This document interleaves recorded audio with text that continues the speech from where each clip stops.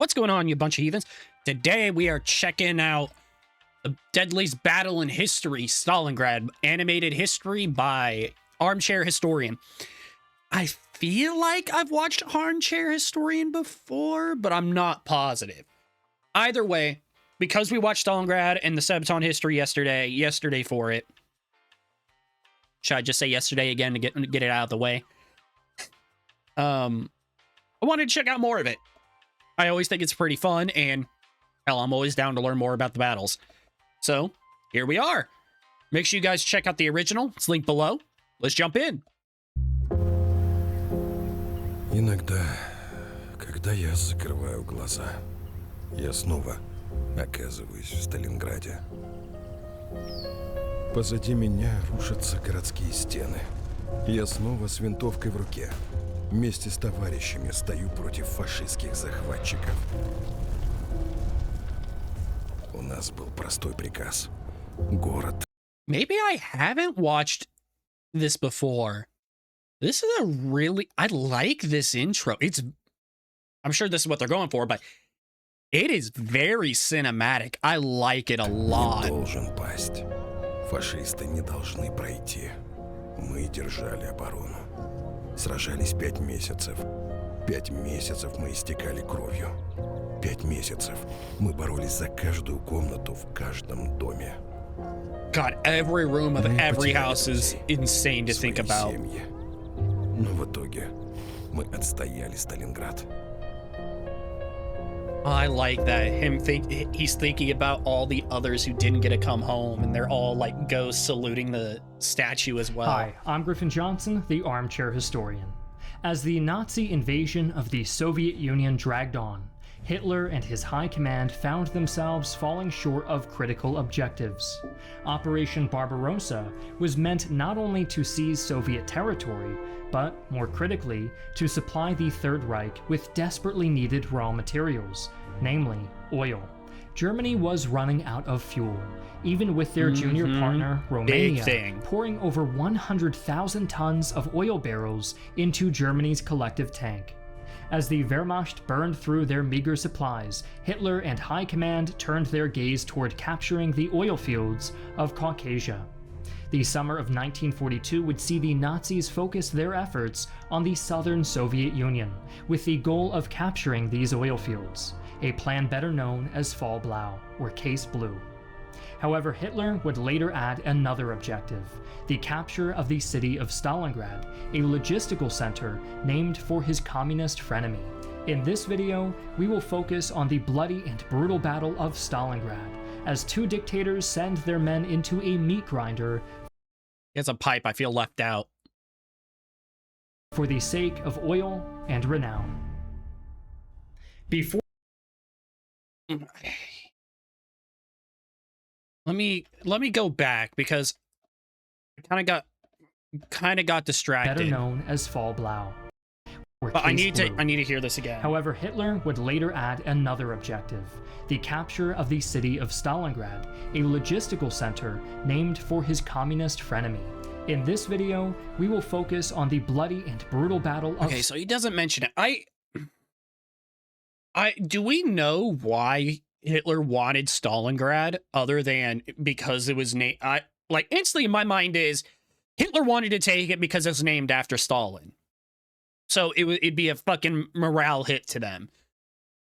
You know, but I don't actually know if that's it or if there's like an actual like legit military non-morale reason to take it. Because if there wasn't, then that was fucking stupid. Stalingrad, as two dictators send their men into a meat grinder for the sake of oil and renown. Before we hit the streets of Stalingrad, we'd like to thank our friends over at Raid Shadow Legends for sponsoring this video. This Damn, that's crazy. Mobile and PC game now has over 600 champions for you to play as. Prepare for epic conflicts against Raid's newest clan boss, the Six-Headed Hydra. This is Raid's biggest and craziest clan boss yet, with 6 unique 2021, heads. We're skipping the ad. It's been 5 years. We're skipping it. The city of Stalingrad, formerly known as Tsaritsyn, was not originally part of Nazi plans for Case Tsaritsyn. Blue. Though an important transport didn't know that was the hub original hosting name. a number of factories and steelworks, the initial Or I thought Stalingrad was Novigrad. Or is Novigrad the... Hold on. Now I have to look this up because it's gonna bug me. Stalingrad original name. Yeah.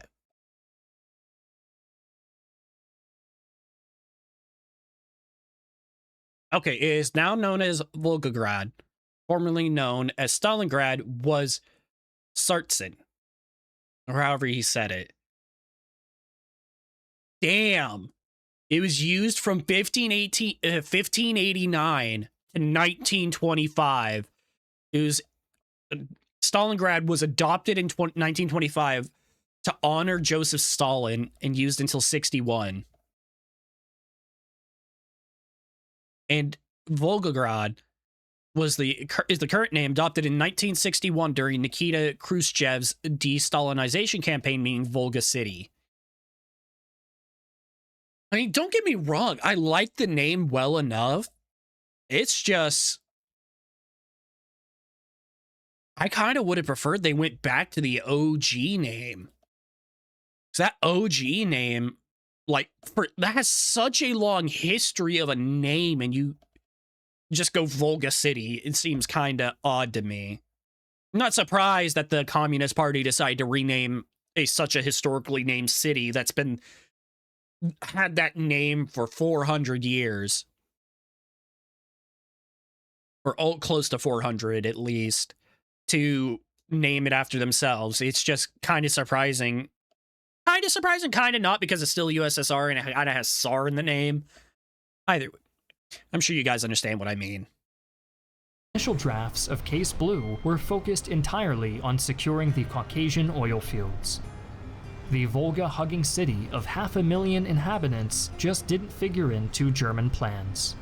With the failure of Operation Barbarossa still fresh in their minds and the front line stagnating, the dawn of spring meant it was time for a new push into the Soviet Union. Because at that, see right there, the fucking city itself didn't come into their plans. Like, it's so far from what I'm saying. Like, yeah, it's a kind of a logistic hub, but I mean, it wouldn't be worth it to fucking try to fight this hard. Push involved an Axis army of 1.3 million men, 300,000 of whom were soldiers from Italy, Romania, Hungary, and Croatia, advancing towards Astrakhan before securing their northern flank along the Don and the Volga, then advancing south toward the Caucasus.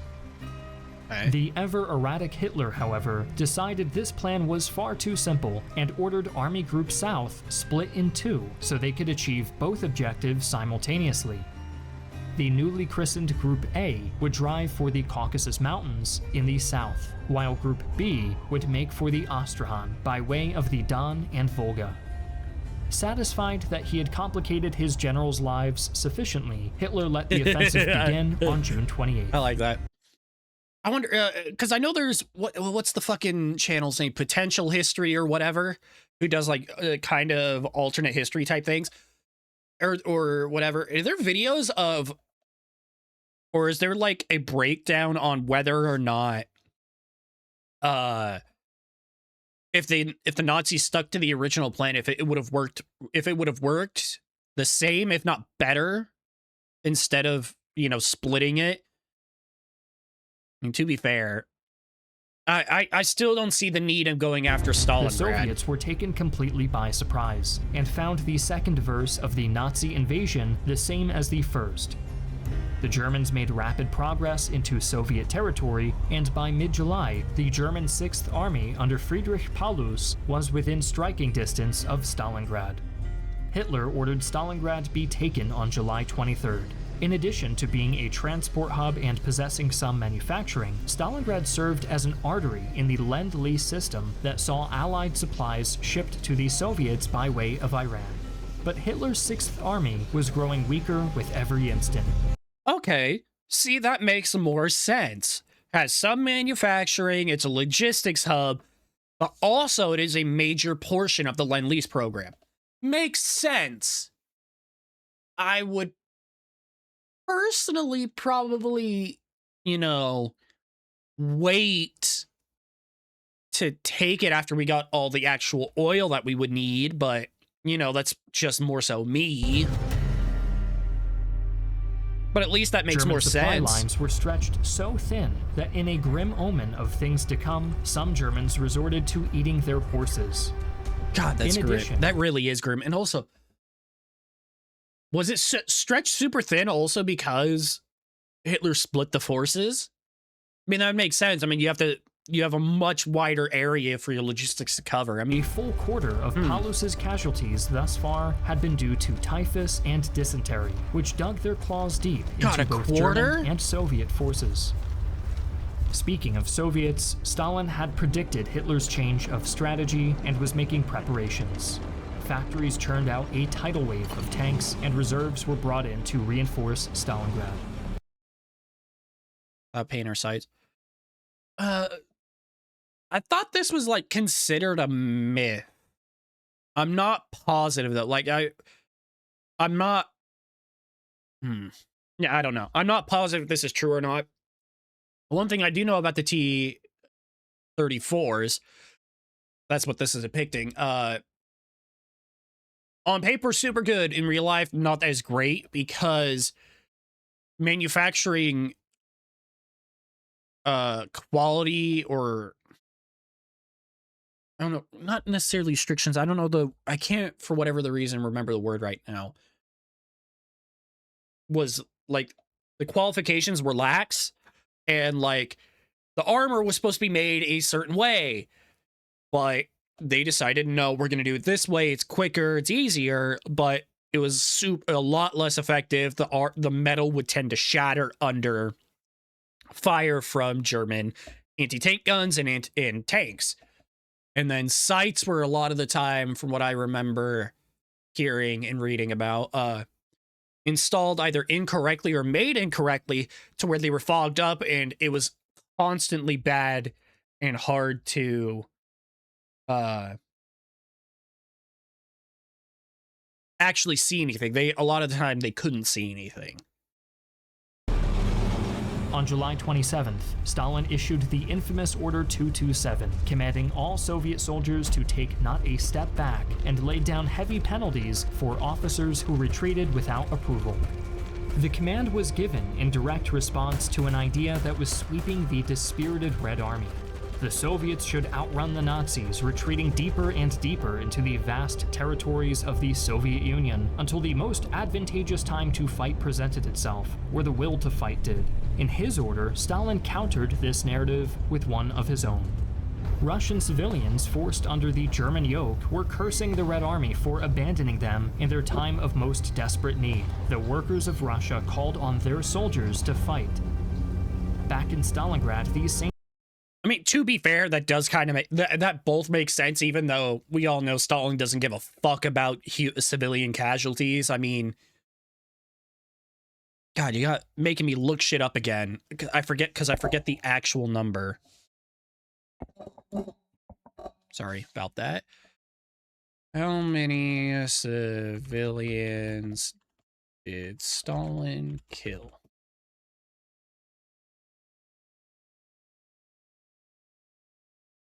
Estimated civilian deaths under Joseph Stalin regime, at least 7 million. Estimates going as high as 20. Victims including executions, forced labor camps, and famines.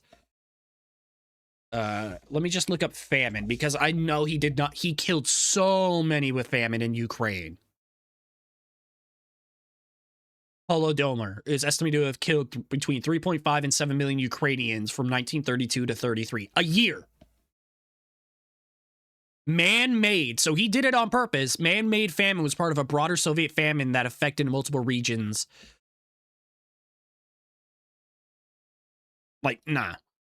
I get what he was trying to do, saying that to, like, yeah, no, we cannot let them escape. But at the same time, the idea of waiting and pulling back and letting them stretch their forces super thin, to me at least, because I mean, look at this point by Stalingrad. Their logistics was already super stretched, and from previous videos we watched, we know that this Germany were not prepared to use the same tracks as the Russians were. So stretching the logistics super thin kind of makes sense. I mean, it works out for the Russians no matter what, but a lot of people end up dying. Civilians were conscripted to dig trenches or work emergency shifts in arms factories. After nearly a month of preparations on at least I'm assuming these are all both sides, the Germans and their allies crossed the Don River on August 21st, setting the stage for one of the bloodiest, actually the bloodiest fight in history.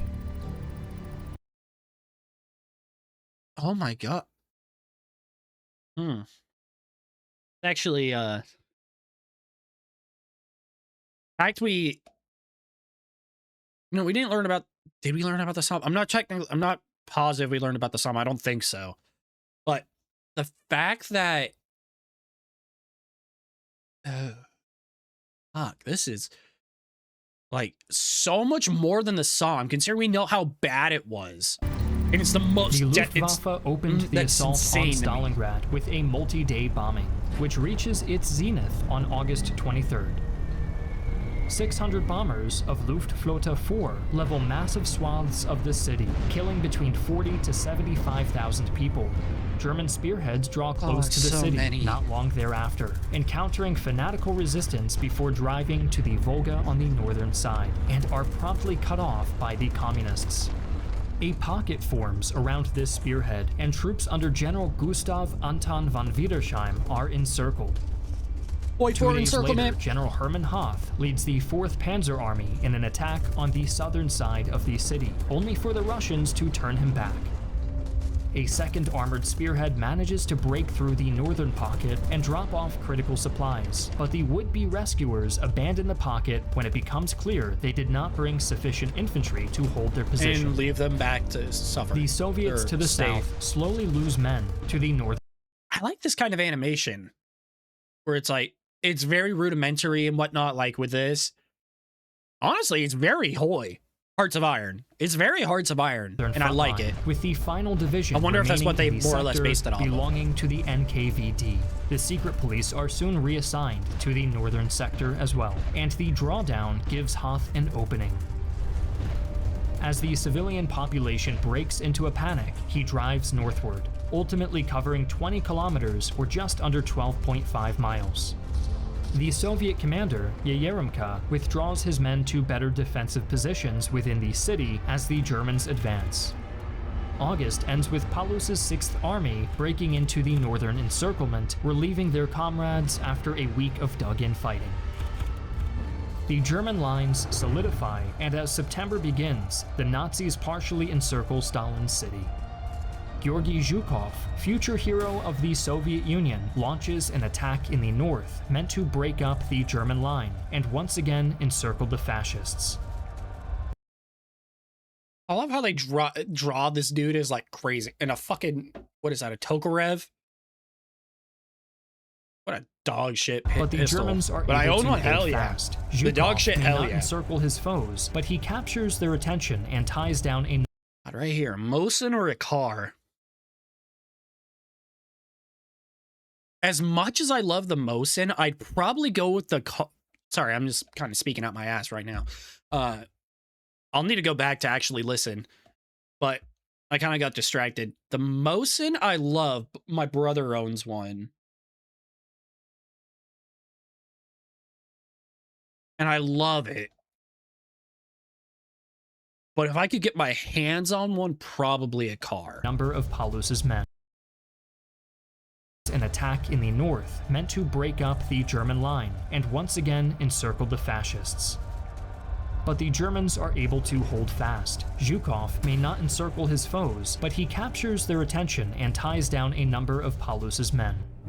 Hitler, seeing yet another opportunity to complicate matters, dismisses the commander of Army Group B and takes personal command of operations in the north. Oh, of course he With the does. Führer himself as their leader, the Germans continue to make the exact same slow but steady progress into Stalingrad. With the fourth Name a better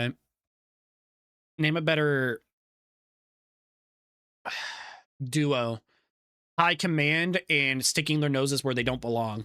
gaining ground to the south. I don't know. The 29th Motor Division that kind of got away from me. becomes the first German unit to reach the southern shores of the Volga on September 9th. With the 29th in place, the Soviet defenders are split into their constituent groups. The 62nd and 64th armies find themselves cut off from each other, with the 62nd reliant on supplies ferried across the Volga. Supplies that must make their way through intense German fire. I see this and I just think of Enemy at the Gates.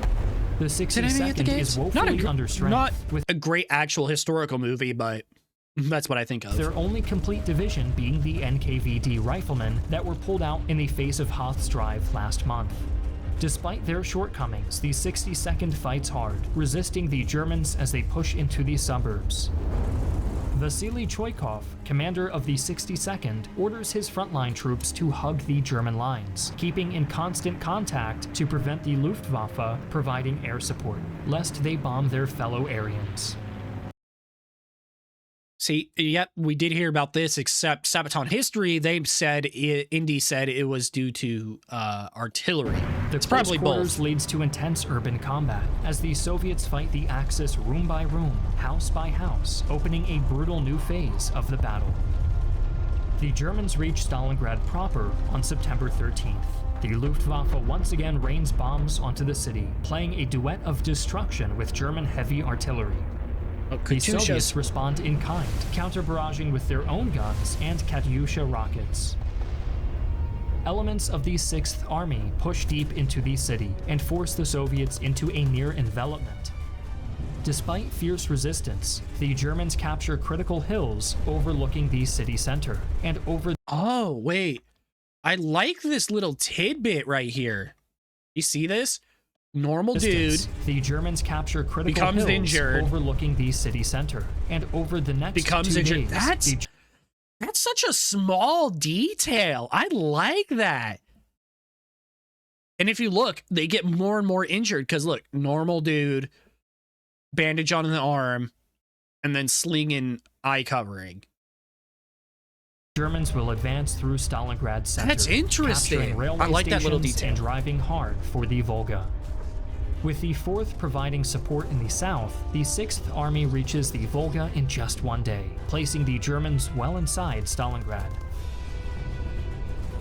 But all is not sunshine and sauerkraut for the Germans. The Soviets recapture the heights overlooking the city center on September 16th. General von Wiedersheim, who had so nobly commanded the encircled Germans at the opening of the assault, is sacked when he posits the Germans will ultimately fail to take Stalingrad and suggests a withdrawal from their Volga positions. And further complicating matters, a group of 50 Soviet soldiers fortify a grain elevator, famously holding off the Germans as their offensive begins to slow. The ragged Soviets in the grain elevator would hold out for another 4 days, until the Germans finally cleared them on the 21st. Hell yeah! These would not be the last Soviet holdouts, however, as around this same time, a group of Soviet soldiers seize and fortify an apartment block that would come to be known as Pavlov's house. I saw a comment earlier. I don't remember why I was in here. They lost more men attacking Pavlov's house in Stalingrad than they did in the push on Paris.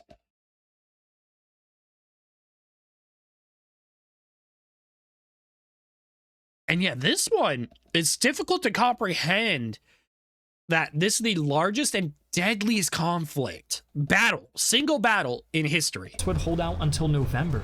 That is insane to think about. Of 60 days.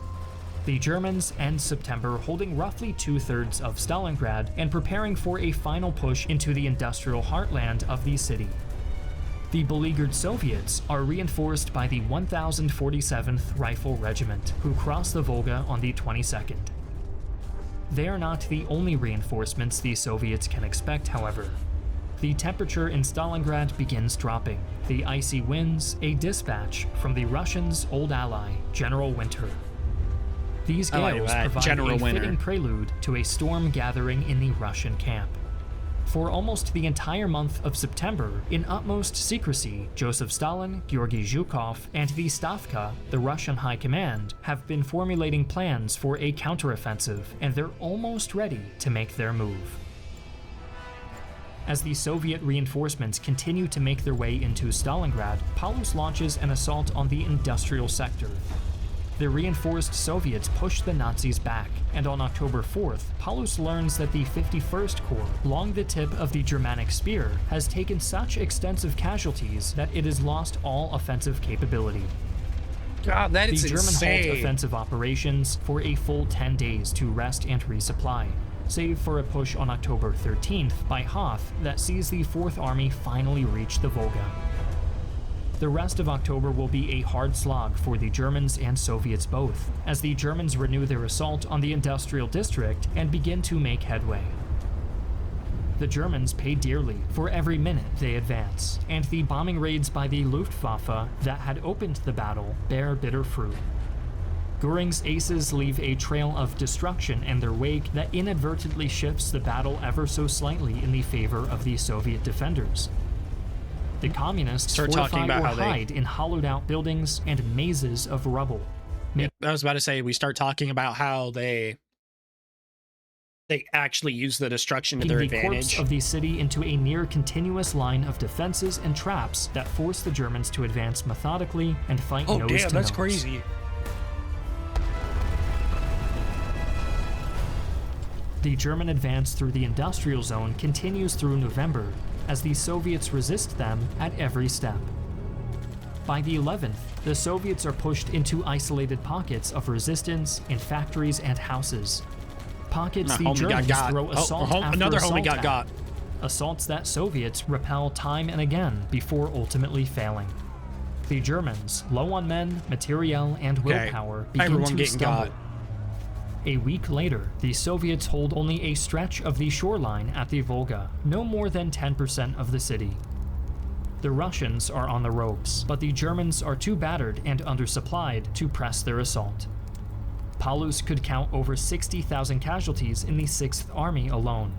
Both the Germans and besieged Russians lick their wounds and settle into rhythms of a stalemate, neither side aware of the earth-shattering events to come. As General Winter covers Stalingrad in a raging blizzard, I just realized something. I didn't really make the connection that the killing and eating of horses, of like the horses and whatnot, happened so early on in the fighting. So I assumed it would happen more so during the winter. No, they mentioned that it happened actually fairly early on when the logistics started getting stretched. I didn't actually make that connection. Holy fuck. Sorry, I don't know why I didn't make that connection till now. Zhukov springs his long-prepared trap. The Soviets launched their mammoth counteroffensive, appropriately dubbed Operation Uranus, at 3 o'clock on November 19th. I still find it funny. 10 Soviet armies totaling 1 million. Ain't no way you fucking you put a thing here, blast Uranus. That's crazy, bro. That's crazy. Men, almost 1,000 tanks and over 1,000 planes wash over the Germans like a crimson tide, looking to break out and lock the Nazis in a pincer. How many? Over a like a men, almost 1,000 tanks and over 1,000 planes wash over the Germans like a crimson tide, looking to break out and lock the Nazis in a pincer over a 400-kilometer or 248-mile front. Uranus is timed perfectly, as the frigid winds serve a natural coolant for the tanks, allowing them to drive harder and farther. The Allies land in North Africa at the same time, splitting the attention of High Command in Berlin. Over the course of 3 days, the Soviets succeed in completely reversing the fortunes of the battle, tearing into the Axis lines to encircle 40,000 Romanian troops protecting the Germans' southern flank before driving their pincers into an almost total encirclement of the 4th and 6th Armies. Paulus is presented with a fateful decision: attempt a breakout or dig in and wait for the metaphorical cavalry. As the noose begins to tighten around him, High Command begins entertaining the idea of resupplying the 6th Army by air, an idea that would lay the foundation for the 6th Army's destruction. In a conference on the 23rd, Luftwaffe Chief of Staff Hans Jesenek guarantees Hitler the delivery of 500 tons of supplies per day to their forces in Stalingrad. We heard about this. Doesn't happen. They end up dropping it on the fucking Russians instead. They fuck up their fucking drop zones. Despite Paulus estimating he needs 700 and the Luftwaffe's own estimate that they could manage 300 at best. Oh, I didn't even know about that. I thought he was just going to be talking about how they fucked up the drop zones. No. On the ground, they needed 700 tons a day. You say a day? Luftwaffe Chief of Staff Hans Jesenek guarantees Hitler the delivery of 500 tons of supplies per day to their... No, so they need 700 a day.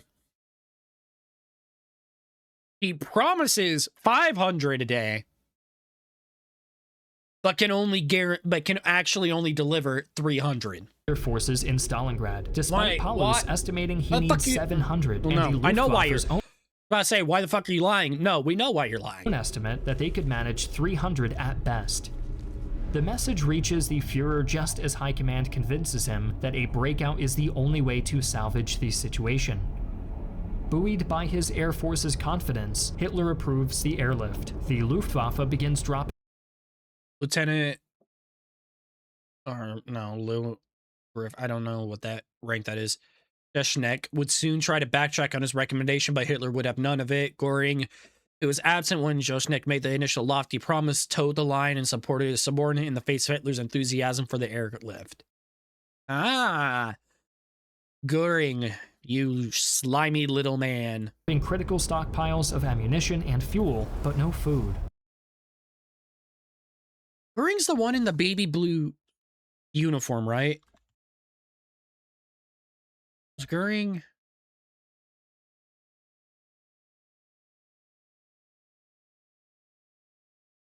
Yes, Göring was the one with the uniform.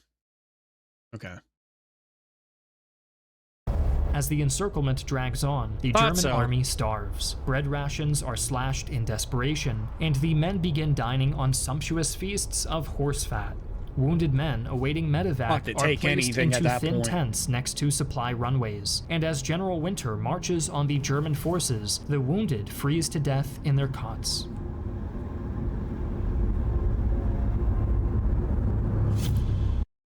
That is a crazy visual, but I actually really like that visual. Like, it's crazy to like seeing that visual for it, but I like it. I still like General Winter.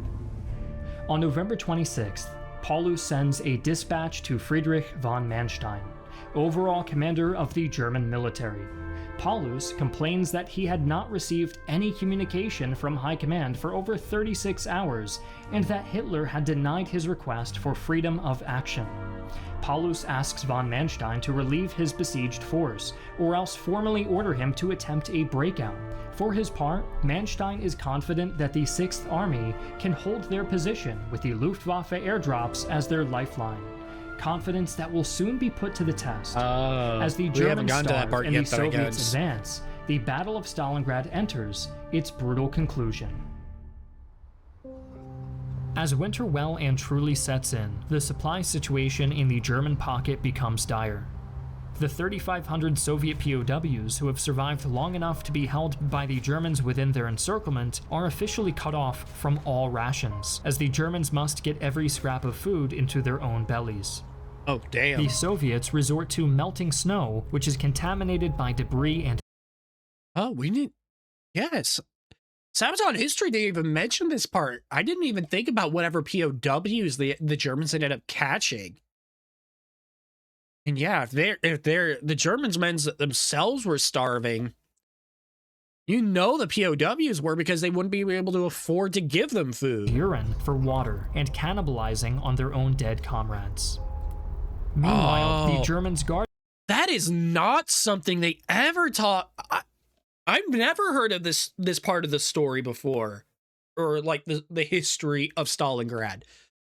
The fact that Soviet prisoners of war.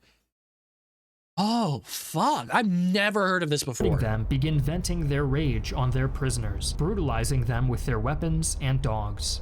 When the Battle of Stalingrad ends, only 30 Soviet POWs will be liberated by their comrades. 3,500. At the end, only 30 are left? I'm be surprised. I'm going to tell you to you straight. I'm surprised there's still a fucking dog here. I would think the fucking dog would already be eaten by this point if they're starving. But that is months from now, as the snow piles up around him and the Luftwaffe finally begins delivering desperately needed supplies of food. Paulus takes stock of the 6th Army. 34,000 of 300,000 who marched on Stalingrad are still alive. On December 12th, von Manstein launches Operation Winter Storm, an attempt to... Wait, I'm sorry, I got it.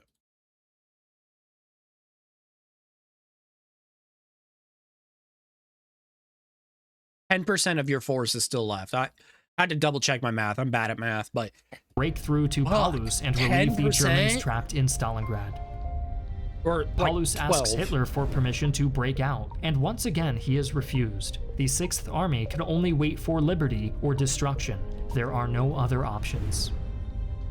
Yeah, von well, you're Manstein already drives written for off. Stalingrad, and after a week is bogged down by the Soviets in a mere 48 kilometer or 29 miles from the city. New offensives waylay von Manstein further, and the dutiful Paulus continues to follow his Führer's orders to stay put.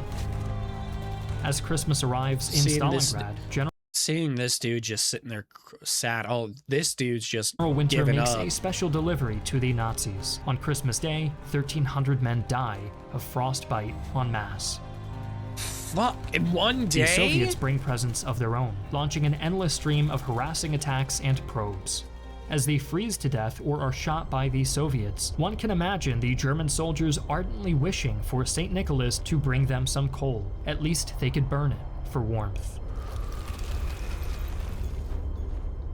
The new year would only bring new misery for the Germans. Bands of soldiers roam the ruined streets looking for food and warmth. Thousands of wounded languish, untreated due to lack of supplies.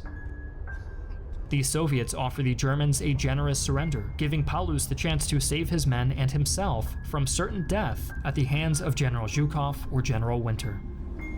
The proud Prussian refuses, and on January 6th, the Soviets launch a new wave of attacks that carve the 6th Army into pieces.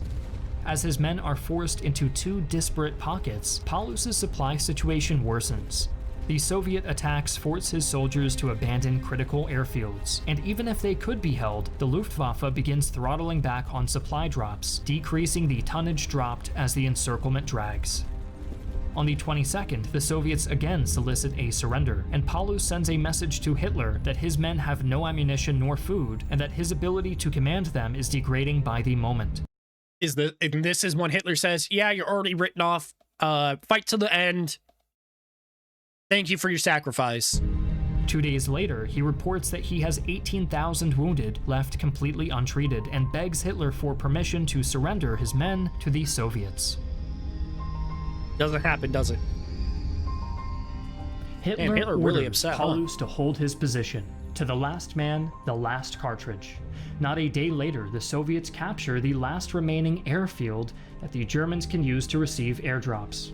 Whatever Paulus has in his stores was all he ever will. Throughout the encircled 6th and 4th, 100,000 men die, in January alone. And the two armies have been split into northern and southern pockets with no way of communicating. As Paulus struggles with Hitler's order not to surrender, he receives a most unwelcome surprise: a promotion from Hitler himself to Field Marshal. But instead of an honor, It was a death sentence, as no field marshal had ever surrendered or been captured alive before. Oh, well, fuck you too, Hitler. Thank you. Fuck you too, buddy. We're gonna field promote this motherfucker so he will not surrender and will not be taken alive, because it has never happened. That's actually insane. That's his thought process, is let's fucking promote him so that way he can't do that. That's insane. With the stroke thinking. of his pen, Hitler orders Paulus to place himself upon the altar of National Socialism and die. Yeah, that's insane. On January 31st, Paulus becomes the first German field marshal taken captive. To hear him tell it, Paulus and his headquarters staff, who were based out of a department store basement, were suddenly overrun by Soviet forces and had no choice but to allow themselves to be taken into captivity. Paulus would insist to the last man that he never formally surrendered to the Russians and refused their commands to order his men to stand down. The southern pocket collapses under the weight of Paulus's capture, I didn't know but he was the northern captured. hangs on, barely. The next day, General Karl Strecker, de facto commander of the northern pocket, gathers his staff to tell them of the southern collapse. He issues a general order empowering all troops under his command to act according to the dictates of their conscience, a flowery way of saying surrender if you want to live, without actually uttering the words. And that is exactly what Strecker does on February 2nd. I mean, hell, a great way to give the men a choice in it, at least. At least you gave them a fucking choice. The 6th Army formally surrenders to Georgy Zhukov, but 11,000 Germans refuse to give up the fight, going to ground in the ruins of Stalingrad. There is no fanatical resistance or desperate grab at victory, however. These were Germans fearful of Soviet reprisal. With no central command nor mission other than survival, these holdouts would hide in the ruins and sewers by day and scavenge what they could at night. Their lives were desperate and violent, engaging in running gunfights with Soviet forces and scratching for meager survival by day. It would take until March of 1943 for the Soviets to root out these renegade Germans and fully secure Stalingrad. I understand it. The civilian population of Stalingrad fared little better than the men in uniform. Though there were sporadic evacuations of civilians throughout the battle, either organized by the Germans or Soviets or in panicked response to the shifting tides of battle, the loss of life was still enormous. 170,000 civilians died in the Battle of Stalingrad, and this number includes those who died after the war, after being enslaved by the Germans and marched to forced labor camps in the Ukraine and elsewhere. While the Soviet POWs under German care had been almost annihilated, the Germans would fare no better. 95% of the men captured by the Soviets at the end of the battle wouldn't see home again. Stalingrad was a bloodbath. Jesus, it's just horrible no matter where the fuck you're at, huh? I mean, I'm not surprised, but still. And that was, I mean, honestly, that's another thing Sabaton history didn't touch on, was the civilian casualties. 170,000, that's not an insignificant amount. That's a big amount. Engine of destruction fed by human life and misery. But it was also a testament to the fighting spirit of those on the ground, as the Soviets clung by their very fingernails to the city and threw the Germans back.